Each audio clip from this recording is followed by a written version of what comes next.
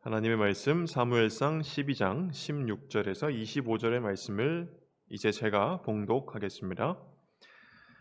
너희는 이제 가만히 서서 여호와께서 너희 목전에서 행하시는 이 큰 일을 보라. 오늘은 밀 베는 때가 아니냐. 내가 여호와께 아뢰리니 여호와께서 우레와 비를 보내사 너희가 왕을 구한 일 곧 여호와의 목전에서 범한 죄악이 큼을 너희에게 밝히 알게 하시리라. 이에 사무엘이 여호와께 아뢰매 여호와께서 그날에 우레와 비를 보내시니 모든 백성이 여호와와 사무엘을 크게 두려워하니라. 모든 백성이 사무엘에게 이르되 당신의 종들을 위하여 당신의 하나님 여호와께 기도하여 우리가 죽지 않게 하소서. 우리가 우리의 모든 죄에 왕을 구하는 악을 더하였나이다. 사무엘이 백성에게 이르되 두려워하지 말라. 너희가 과연 이 모든 악을 행하였으나 여호와를 따르는 데에서 돌아서지 말고 오직 너희의 마음을 다하여 여호와를 섬기라. 돌아서서 유익하게도 못하며 구원하지도 못하는 헛된 것을 따르지 말라. 그들은 헛되니라. 여호와께서는 너희를 자기 백성으로 삼으신 것을 기뻐하셨으므로 여호와께서는 그의 크신 이름을 위해서라도 자기 백성을 버리지 아니하실 것이요 나는 너희를 위하여 기도하기를 쉬는 죄를 여호와 앞에 결단코 범하지 아니하고 선하고 의로운 길을 너희에게 가르칠 것인즉 너희는 여호와께서 너희를 위하여 행하신 그 큰 일을 생각하여 오직 그를 경외하며 너희의 마음을 다하여 진실히 섬기라. 만일 너희가 여전히 악을 행하면 너희와 너희 왕이 다 멸망하리라. 아멘. 자비로우신 우리 주님의 평화가 이 자리에 나오신 모든 분들과 함께 하시기를 빕니다. 날씨가 너무 좋은데요.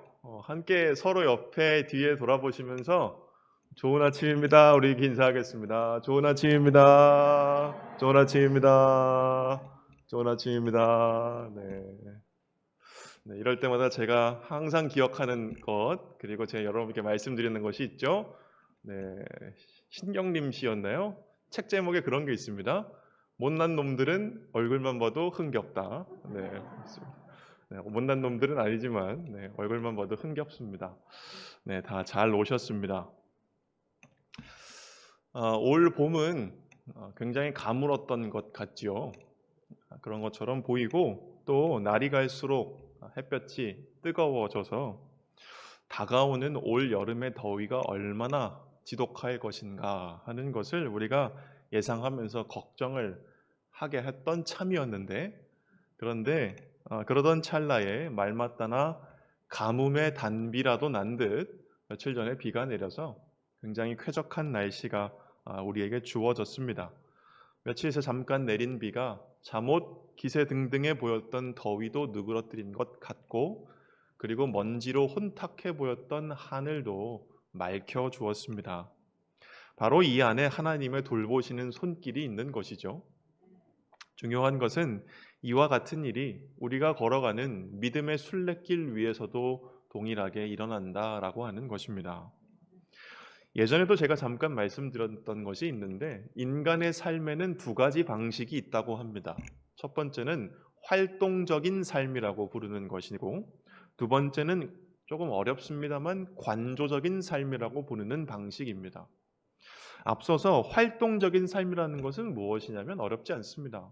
그냥 우리가 알고 있는 살아 숨쉬고 먹고 마시고 일하고 쉬고 노는 그 모든 일상적인 우리의 활동하는 그런 삶의 시간을 활동적 삶이라는 방식으로 일컬을 수 있습니다. 두 번째 관조적인 삶이라고 하는 것은 그 이름이 조금 어려운 것 같지만 그러나 쉽게 얘기하면 성찰하고 사색하고 묵상하는 삶을 뜻합니다. 앞서서 활동적인 삶이 앞으로 계속 나아가는 움직임을 뜻한다면 관조적인 삶의 방식이라는 것은 잠시 멈춰서는 것을 뜻합니다. 이 두 가지 삶의 방식이 적절하게 균형을 이룰 때에 그 삶은 건강한 삶이다 라고 말할 수 있는 것인데요. 문제는 바로 이 두 가지 삶의 방식이 균형을 이루지 못할 때에 일어난다라고 할 수 있겠습니다. 우리가 살아가고 있는 이 현대 사회, 요즘 말로 바쁘다 바빠 현대 사회라고 부르는데, 이 현대 사회는 끊임없이 그 구성원들을 움직이고 일하게 만드는 사회다라고 할 수 있습니다. 우리가 살아가고 있는 현대 사회, 우리의 자녀들이 살아가고 있는 현대 사회, 이 현대 사회는 능력을 중시하는, 너가 무엇을 할 수 있는가를 굉장히 중요시하는 사회이고, 그래서 그 능력으로 어떤 성과를 이루어낼 수 있는 것을 강조하는 사회이고, 그것을 위해서 효율적인 것을 극한으로 추구하는 사회라고 할 수 있습니다. 그리고 이 가운데에서 우리는 끊임없이 활동할 것을 강요받고, 그리고 나서 우리에게 성찰하고 사색하고 묵상할 수 있는 시간은 사라지고는 합니다. 그 시간이 사라지면 그만큼 우리의 활동은 흘러 넘쳐서 불필요할 만큼 과잉, 흘러 넘치게 됩니다. 이러한 상황 속에서 끊임없이 성과를 만들어내야 하는 우리 한 사람 한 사람은 과로하게 되는 것이죠. 그리고 스스로를 남김없이 소진시키고는 합니다. 이러한 사회 속에서 살면서 우리는 고통스러운지 모르면서 고통을 겪게 되고, 누구보다 자유로운 것 같지만, 누구보다 내 맘대로 할 수 있는 것 같지만 사실은 누구보다도 부자유스럽고 얽매인 삶을 살아가게 됩니다. 그래서 이러한 사회를 독일에서 활동하시는 철학자 한병철 선생이 피로사회다라고 불렀던 것입니다. 무슨 말이냐면, 사는 것이 너무나 피곤해지는 그러한 사회를 우리가 살고 있다라고 하는 이야기인 것이죠. 또한 우리가 살아가고 있는 이 시대의 사조는 개인의 욕망을 무한대로 긍정하는 사회입니다. 너가 하고 싶은 게 있느냐? 그러면 누구도 신경 쓰지 말고 그 하고 싶은 거 그대로 하라라고 말하는 사회를 우리가 살아가고 있는 것이죠. 욕망은 전차와 같다고 누가 얘기했었나요? 그 얘기 말처럼 이 모든 것이 맞물려서 한 개인을 마치 전차가 끊임없이 질주하는 것처럼 한 개인을 끊임없이 어딘가로 내달리게 만들고 있습니다. 그렇게 정신없이 내달리는 길 위에서 우리는 어딘가 부서지게 되고 어딘가 뒤틀리게 되고, 그 길 끝에는 내가 가지고 있는 모든 것을 다 소진한 끝에 아무것도 남지 않는, 마치 신기루를 쫓아가는 것 같은 허탈함만이 이러한 삶의 끝에 자리하게 됩니다. 많은 사람들이 이렇게 살아가는 것 같습니다. 욕망의 열기, 그리고 우리를 내달리게 만드는 그 무수한 신기루 같은 것들이 뒤엉켜서 우리를 달아오르게 만들 때에 우리는 비로소 잠시 멈춰설 줄 알아야 하는 것입니다. 그 멈춰서는 시간이 초여름의 단비처럼 우리 내면의 불안정한 열기를 식혀줄 수 있기 때문입니다. 나라에서는 선거가 끝났습니다. 그래서 새로운 정부가 속속들이 구성되고 있지요. 그리고 우리로서는 신앙생활의 터전도 바뀌었습니다. 그리고 코로나가 종식되었다라고까지 말할 수는 없지만, 코로나로 인해 규제되었던 것들도 하나씩 풀리면서 온 세계가 변화의 때를 맞이하고 있는 것 같습니다. 바로 이때에 우리는 잠시 멈춰서야 한다라고 하는 것입니다. 그래서 우리가 지나온 삶의 궤적들을 돌아보고, 그리고 우리가 앞으로 걸어가야 할 방향이 무엇인가를 살필 줄 알아야 하는 것입니다. 그러지 않으면 어떻게 됩니까? 우리는 같은 실수를 반복하거나 또는 더욱더 큰 혼란과 파괴를 우리의 삶에 불러들이고 말 것입니다. 마침 우리는 지난 주일을 경계로 성령 강림절기에 들어섰습니다. 이 성령 강림절기는 오순절에 제자들에게 성령이 임한 사건을 통해서 예수의 삶의 궤적을 뒤따르는 새로운 공동체가 생겨나고 확산되기 시작했음을 기억하는 절기입니다. 그 공동체가 살기 위해 애썼던 삶, 바로 예수적인 삶.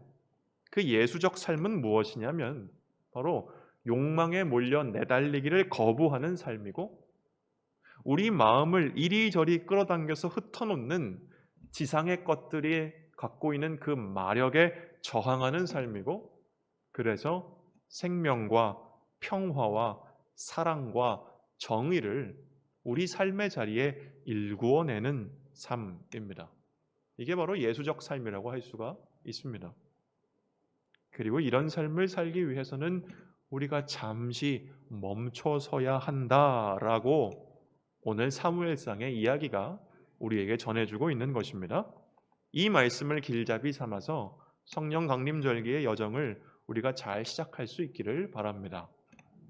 우리가 오늘 읽은 사무엘서 12장 16절에서 25절의 본문 말씀은 사실 제가 지난주에 새벽 설교로 전했던 말씀인데, 이 말씀에서 더 깊은 것을 발견할 수 있을 것 같아서 오늘 이 말씀을 한 번 더 살펴보려고 합니다. 우리가 보다시피 사무엘서는 고대 이스라엘 국가에 왕이 출현한 사건을 언약 전통에 비추어서 해석하고 있는 책입니다.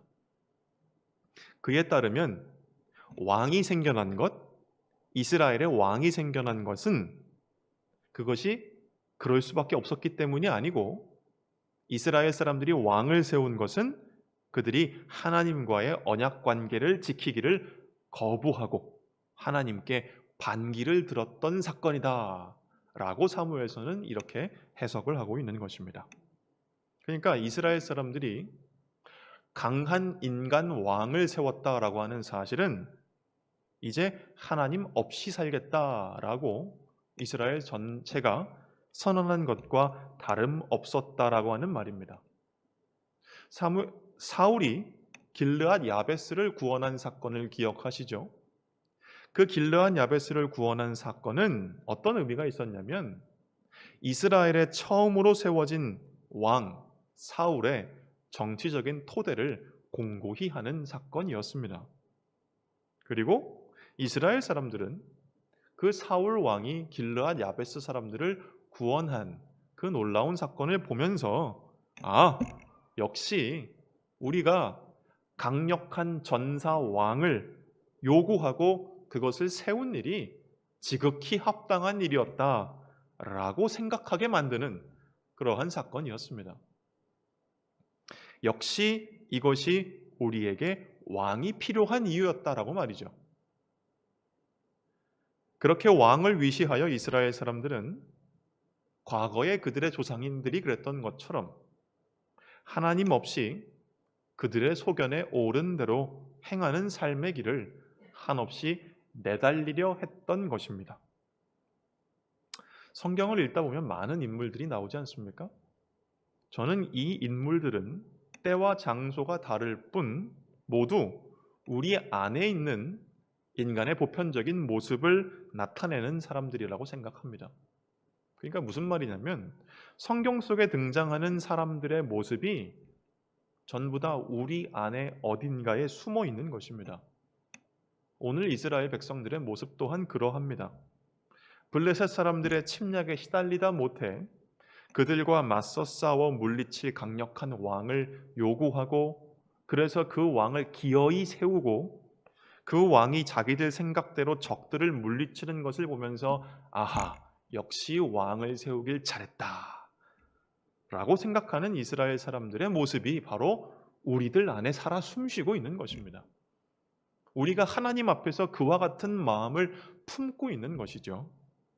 여러 가지 이유로 삶의 여러 가지 상황으로 내가 강력한 힘을 얻어야겠다라고, 기가 막힌 능력을 하나 갖추어야겠다고 말하면서 우리 눈에 보기에 유력한 것들, 이 세상에서 좀 유력하다, 쓸모가 있다라고 생각되는 것들을 우리 마음의 왕으로 세우고, 그것이 우리 삶의 어려움을 하나씩 해소해 나가는 것을 보면서, 예를 들면 돈이라든가 자산이라든가 학력이라든가 인맥이라든가 이런 것들이 있지 않습니까?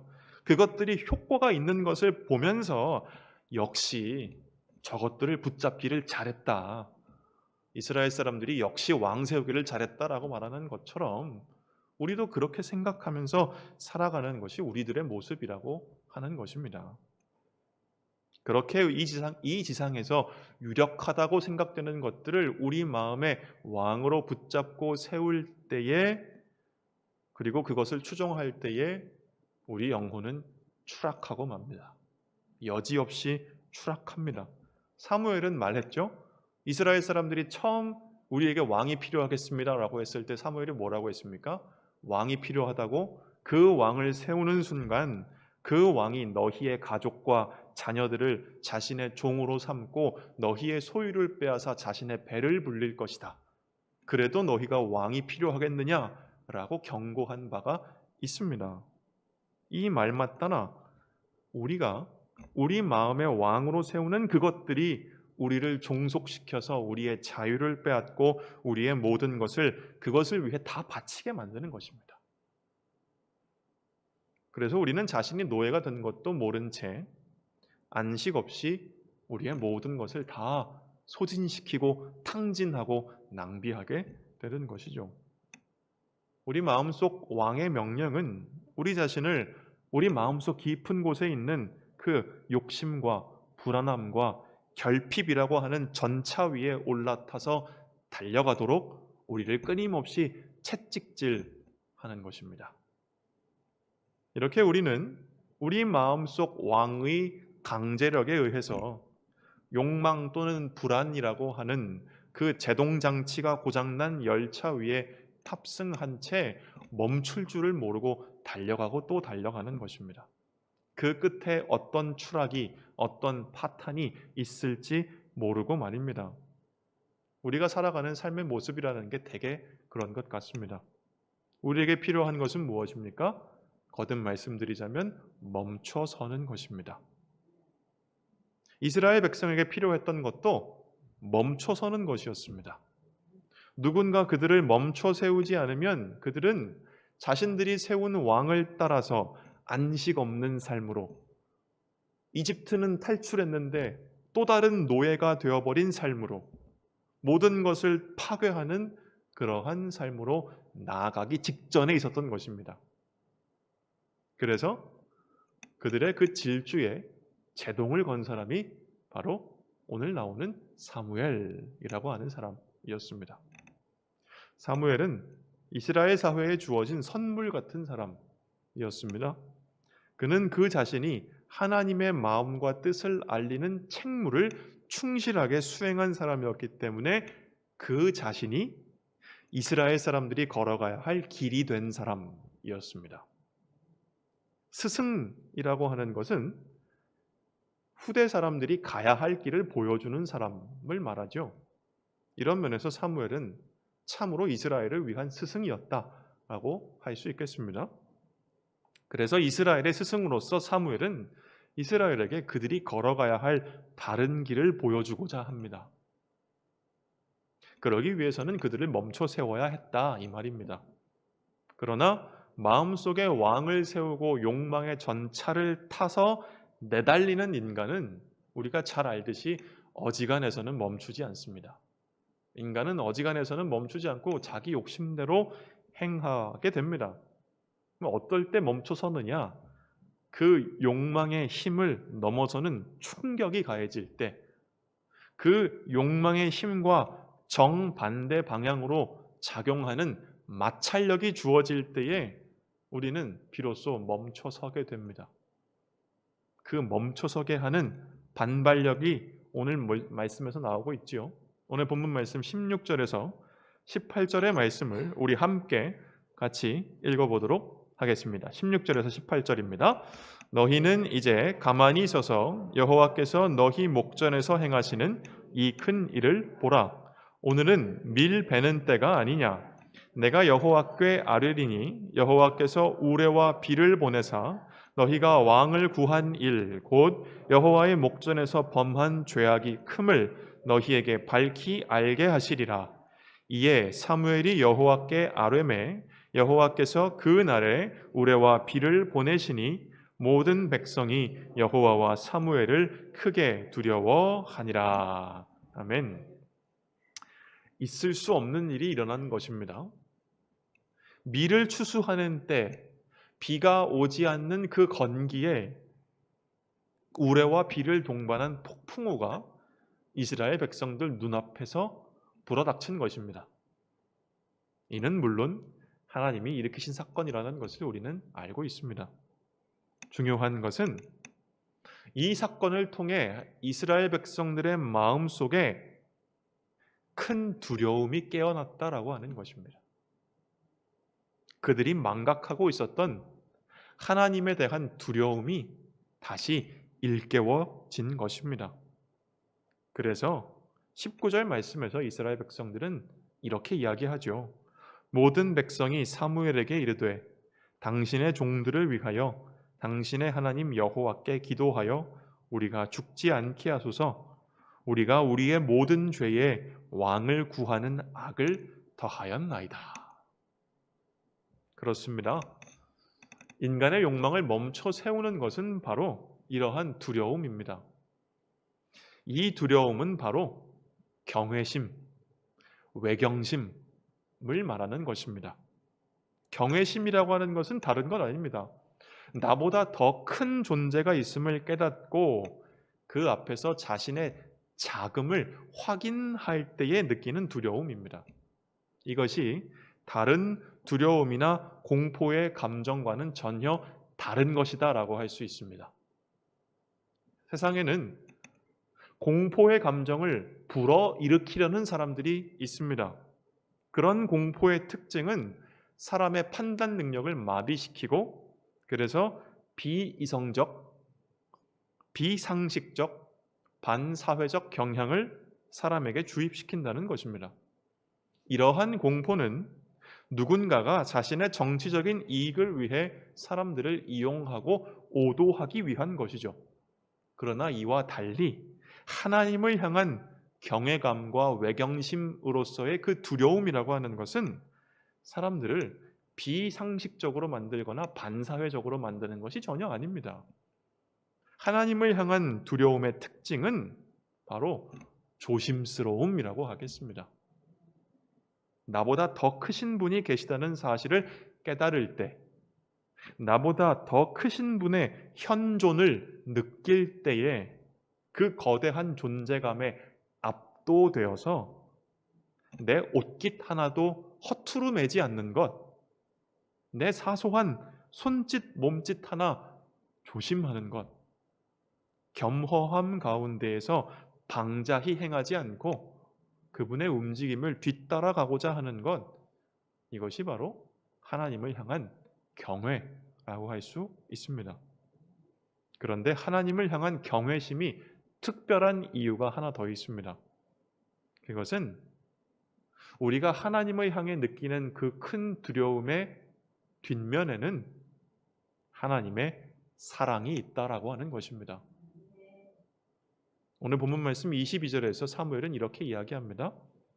여호와께서는 너희를 자기 백성으로 삼으신 것을 기뻐하셨으므로 여호와께서는 그의 크신 이름을 위해서라도 자기 백성을 버리지 아니하실 것이다. 하나님을 향한 두려움의 뒷면에는 항상 하나님의 사랑이 있는 것입니다. 전에도 말씀드렸지만 이 말씀은 하나님이 그의 백성 이스라엘을 버리지 아니하심을 너희가 볼 때에 너희는 구원자이신 하나님의 그 크신 이름, 너희를 포기하지 않고 사랑하시는 분이라고 하는 그 하나님의 이름을 너희가 알게 될 것이다 라고 하는 말입니다.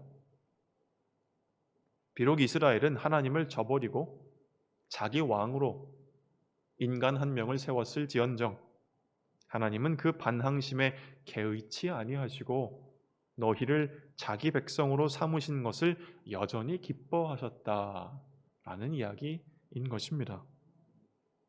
이것이 바로 하나님의 한결같고 변함없고 다함없고 포기하지 않는 사랑이라고 할 수 있습니다. 그래서 하나님을 바라볼 때 거기에는 하나님의 크심에서 비롯되는 두려움이 있고, 동시에 그 크신 하나님이 사랑을 통해 나의 삶을 지탱해 주셨다라는 것에 대한 깨달음 또한 존재하는 것입니다.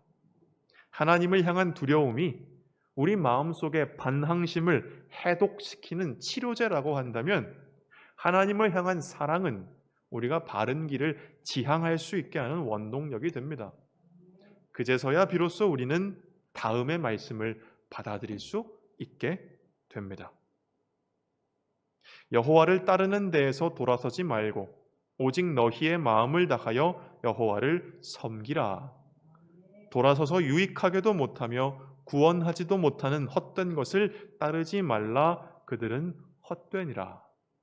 그리고 또 사무엘은 말합니다. 너희는 여호와께서 너희를 위하여 행하신 그 큰 일을 생각하여 오직 그를 경외하며 너희의 마음을 다하여 진실히 섬기라. 만일 너희가 여전히 악을 행하면 너희와 너희 왕이 다 멸망하리라. 우리가 하나님을 경외할 때에, 우리가 하나님을 두려워하고 또 하나님의 사랑을 경험할 때에, 그래서 하나님을 사랑할 때에 우리는 이 말씀을 따라 하나님을 섬길 수 있게 되는 것입니다. 이제 중요한 것은 무엇일까요? 제가 몇 번 말씀드렸지만 들으려 하는 것이 중요하다라고 하는 것입니다. 더 이상 들으려고 하지 않을 때에 사람의 마음은 위태로워집니다. 들으려 할 때에 우리 마음은 살처럼 부드러운 마음으로 바뀝니다. 우리 마음이 살처럼 부드러워질 때 우리 마음은 나를 넘어서는 하나님의 마음과 뜻에 대립각을 세우기를 그만두고 그것을 순순히 받아들이게 되는 것입니다. 불어 세지는 않겠습니다만 60살이 넘으신 분들이 계실 줄 믿습니다. 그렇죠? 무슨 말씀은 안 넘으셨다고 이경수 권사님이 말씀하셨는데, 네, 청춘이시죠? 제가 무슨 말씀을 드리려고 하냐면, 공자 선생이 60의 나이를 가리켜서 뭐라고 불렀냐면 이렇게 하셨습니다. 62 이순이다 라고 하셨는데, 이 한자말 무슨 말이냐면 60은 곧 귀가 부드러워지는 나이다 라고 하는 것입니다. 귀가 부드러워진다는 것은 어떤 면에서는 들으면 곧 이해할 수 있다 라는 말이기도 하고요. 또한 타인의 말을 그 자체로 존중하고 경청할 그릇이 됐다라고 하는 이야기입니다. 우리가 돌아보아야 할 일이죠. 60이 넘었을 때 나는 고집스러운 사람이 되었는가? 아니면 귀가 부드러워진 사람이 되었던가? 우리가 이것을 돌아볼 일입니다. 우리가 하나님 앞에서 갖추어야 할 신앙의 자세 또한 이와 같습니다. 곧 우리가 아집과 독선을 내던져 버리고 하나님을 경외하는 마음에서 그분의 마음과 뜻이 무엇인가 알기 위해 귀를 기울일 줄 알아야 한다라고 하는 것입니다. 우리가 신앙생활을 하면 할수록 하나님을 향해서 우리의 귀가 부드러워질 줄 알아야 한다라고 하는 것입니다. 우리는 세상의 유혹하는 소리에 휩쓸리지 않으려 노력하는 만큼 동시에 하늘에서 울리는 소리에 귀를 기울이는 것 또한 중요하다라는 것을 알아야 하겠습니다. 우리가 십자수 공동체라는 이름으로 모인 것이 벌써 한 달이 훌쩍 넘었습니다. 우리를 둘러싼 여러 가지 상황이 물론 있겠지요. 그러나 그것은 다 하나님께 맡길 일이고, 정말로 중요한 것은 우리가 무엇을 지향할 것인가, 우리는 어떠한 공동체가 되어갈 것인가 하는 것입니다. 이것을 생각하며 오늘의 말씀을 기억할 때에 우리 마음속에서 하나님을 향한 경외심이 회복될 수 있기를 바랍니다. 그분을 향한 외경심을 우리가 다 하나같이 우리 마음속에 품을 수 있기를 바랍니다. 제가 앞서 사무엘은 이스라엘의 스승이 된 사람이었고, 스승은 그 자신이 후대 사람들이 가야 할 길이 되어주는 사람이라고 했습니다. 우리 공동체가 서로가 서로에게 스승이 되어서 서로가 서로에게서 하나님 경외하기를 배울 수 있는 공동체가 되기를 바랍니다. 그리고 우리 공동체가 다 함께 하나님을 경외하는 마음에서 나의 아집과 독선을 내려놓기를 위하여 분투하고 우리의 귀를 날마다 부드럽게 연마할 수 있기를 바랍니다. 좋은 공동체는 어떤 공동체일까요? 함께 듣고 모두가 모두에게서 배우는 공동체입니다. 이와 같이 우리가 다 하나가 되어서 하나님의 마음과 뜻이 무엇인지를 끊임없이 묻고 구하는 공동체가 되기를 바랍니다. 우리가 그리할 때에 그리스도의 길을 뒤따라 걷는 공동체가 될 수 있을 줄로 믿습니다. 그리스도를 뒤따르는 새로운 삶을 살아가는 새로운 공동체가 되어 가라라고 하는 것이 성령 강림 절기 우리에게 주어져 있는 부르심입니다. 이스라엘 앞에 선 사무엘의 말처럼 하나님을 향한 경외심을 우리가 함께 가질 때 우리는 이 성령 강림 절기의 여정을 더할 나위 없이 잘 시작할 수 있을 것입니다. 이 길을 위한 우리 주님의 은총과 평화가 여러분과 항상 함께 하시기를 주님의 이름으로 기원합니다. 아멘. 하나님, 때로는 우리가 처한 삶의 조건이, 때로는 우리의 아집과 무지가 하나님 아닌 왕을 우리 마음에 세웠고 우리는 그 왕이 명령하는 말을 따라 가열찬 욕망을 쫓으며 오늘에 이르렀습니다. 주님의 사랑의 손길을 잊어버리고 헛되고 유익하지 못하는 것들을 쫓아 하나님을 배반했던 우리를 용서해 주십시오. 이제라도 말씀 앞에서 우리를 멈춰 세워주심을 감사합니다. 하나님, 우리 안에 하나님을 향한 경외심을 회복시켜 주십시오. 하나님의 크심을 우리가 발견하고 그 앞에서 겸허하게 하시고 우리의 사소한 몸짓 하나 허투루 하지 않는 조심스러움을 주셔서 우리가 하나님이 말씀하시는 바를 살피고 그것을 따라가도록 하여 주시옵소서. 우리가 다 한 몸이 되어 주님의 마음과 뜻을 듣기 위해 함께하고 하나님 경외하기를 서로가 서로에게서 배워 예수적인 삶을 이 땅에서 살아나기 위해 애쓸 수 있도록 주여 우리 공동체를 인도하여 주시옵소서. 예수님의 이름으로 기도드립니다. 아멘.